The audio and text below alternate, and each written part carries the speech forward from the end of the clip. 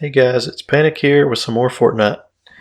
In this video, I want to go over how to get better at building, how to build faster on console, including how to master the double ramp wall rush, and I'm going to critique some popular streamers' opinions on how to get better at Fortnite. Now, I'm not the best there ever was at Fortnite, but I feel like I'm getting fairly decent. I keep about a 25 to 30% win rate in solos with a 5 KD, and I'm learning more every day. I have quite a few good build battles under my belt, so I feel like I can help some people by putting this out there. I do want to point out that I got this whole video together right before the 3.5 patch launched with the new Builder Pro control scheme, so everything I'm showing in this video was done using Combat Pro. In Fortnite on console, I find it's hard to find a good build battle where someone really knows what they're doing.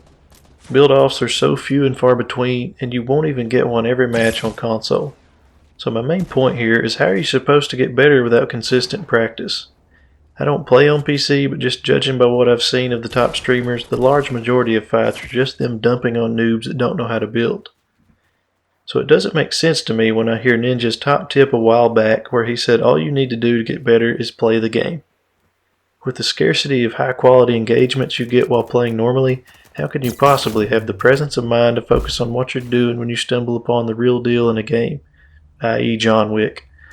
I know most of the build battles I lose are because I underestimate my opponent, because running into noobs is so common.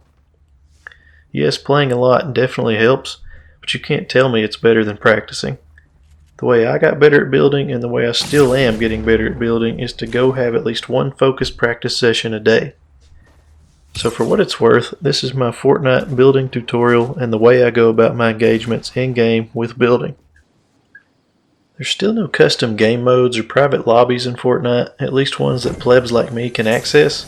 The next best thing I've found is to go into squad mode on No Fill and land at Moisty Mire. The reason for this, I found, is very few squads like to start in the mire. Well, most of the time. And as I'm sure you guys know, the trees there give the most wood of any in the entire game. The swamp water is a little annoying, but the wood more than makes up for it. So once you land, maybe grab a chest just to be able to defend yourself, but don't worry about looting any further than that. It's hard to force yourself not to loot, but trust me. You need to get comfortable just going into a game to practice without worrying about dying and worrying about your stats. So just start farming wood, and once you have a good amount, start building.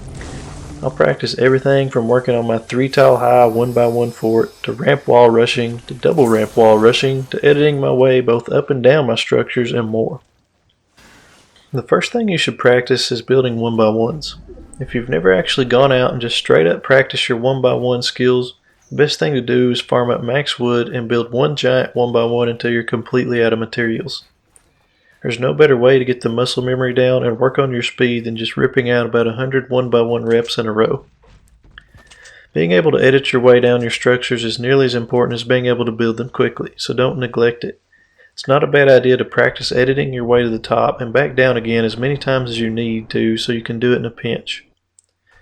Practice everything from making doors to cutting the corners out of your walls, because there's tons of situations where those techniques will save you. If you fall behind in a build battle, you can't recover from it unless you're willing to do some quick editing. As far as tips for building 1x1s, the idea is to build 4 walls followed by a ramp. As you build your next set of 4 walls, you want to simultaneously walk to the top of your ramp so that the next ramp you build will already be level with your feet, so you can repeat the process of spamming walls while walking up the next ramp. By doing this, I find I don't ever have to place floor panels to help me get to the next story up, which saves on materials, and it might be faster. Once someone notices your 1x1 to heaven and decides to be a jerk, and trust me, they will, it's time to work on your next drill. Practice bailing out of your 1x1 by dropping out and catching yourself with floor panels. It's a skill you have to learn to be able to get down from tall places like falling down mountains or bailing from your base, or getting down to safety after a crazy build-off. Once you're comfortable throwing a floor panel down to catch yourself, you'll find there's really no danger in building your 1x1s up to 4 or even 5 stories high. In fact, I find it to be an extremely useful strategy to use against people in the late game. If you build the base of your fort out of metal, you'll have all the time in the world to take some shots at them while they're exposed trying to bring your fort down. Then bail out with floor panels if you feel like they've been putting a few too many rounds into it. You may be able to outright kill them while they're focused on the bottom of your base. You'd be surprised, but it works very often. Moving on to the next technique, it's extremely useful when you don't have enough room to ramp rush someone. Sometimes you'll notice you'll try to ramp into someone's fort and you wind up getting halfway up it and realize they've already got a shotgun aimed at your head because you started your ramp too close to their base. In this situation, my go-to is to build 2 walls and a ramp over and over to gain height while also protecting your front. They may AR spam your bottom walls, forcing you to start over, but you shouldn't take any damage from that aside from a lucky bloom. It's so important to get quick at this because the periods where they have to reload their ARs is the time when you have an opportunity to gain some high ground on them. Once you're high enough, you can turn it into a ramp rush over their head and their high ground is now yours. It's also useful against people you meet eye to eye out in the open. Quickly gain 2 or 3 levels of elevation and it guarantees you a kill if they don't do anything about it.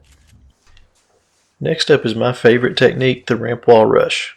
Whether it be single or double ramp, it's the absolute go-to skill for gaining height fast on an enemy. To my knowledge, there's no faster way to gain altitude than straight up ramping. Of course, your enemy will see you trying to ramp up on them, so they'll try to shoot your ramps down before you make it to them. So that's why you have to learn to throw a wall in front of every ramp.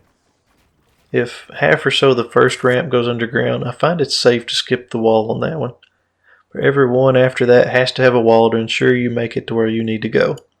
After a boatload of hours of practicing in blitz mode, I finally managed to pull off the double ramp wall on PS4, but I don't know if it's possible to do reliably.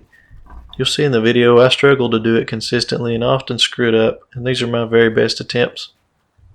We'll have to see if the new Builder Pro control scheme makes it any easier. For now, a much more realistic strategy is to do the double ramp wall but without sprinting. It's still highly effective and you can stop your rush and replace the walls if they're AR spamming you. And there's no way you can take damage from it as long as you didn't start too low. Once they have to reload, continue your rush and you should be able to get the drop on them. So when it comes to Ninja and his advice to just play the game to get better, I disagree. I think it's obvious that taking the time to practice and train your muscle memory will yield far faster progress than just playing the game normally. Think of it this way, what if any major sports team decided they didn't need to practice and they'd just get better by playing the game? I think they'd find it wouldn't work out so great for them. I know you can just get right back on the battle bus when you die in Fortnite, so it's a different comparison, but you still train your muscle memory much faster with focused practice sessions than you would just playing the game normally. You're always going to die to people who are already a better builder than you are. It's all about repetition and training your reflexes. Yeah, playing the game is a form of practice and it will make you better, but at the same time you might pick up bad habits that are hard to get rid of. For an example of this, before the patch where they introduced instant swapping between your building pieces on console, it was much more comfortable and consistent for me to hit the build button twice to go from ramp to wall. After the patch, it became much smoother to switch between pieces, so I wanted to retrain my muscle memory, but I found I couldn't do it against real people. When things got stressful, I always switched back to that old bad habit. It took lots of focused practicing out in Moisty to retrain my muscle memory, and it paid off big time because it's much more consistent to switch between pieces this way. Now, I'm not trying to dog Ninja here, just the opposite. He's been a pro for so long that he does have the presence of mind to just practice whatever he wants against real opponents. But Ninja is a Fortnite god. And me and anyone watching this video are just mere mortals. Ninja can pick up impulse grenades for the first time and use them to pump a guy in the face on his first try. I don't know about you, but on my first try, I only managed to kill myself. Finally, of course, if you want to practice gun mechanics and shooting, then your only option is to play against real opponents. Everyone will agree the best way to get quick combat experience is to land it tilted every single game non-stop. That's what I did, and you should too if you're still getting outgunned. So you better get that tilted experience in before the meteor hits. But that's my take on building in Fortnite.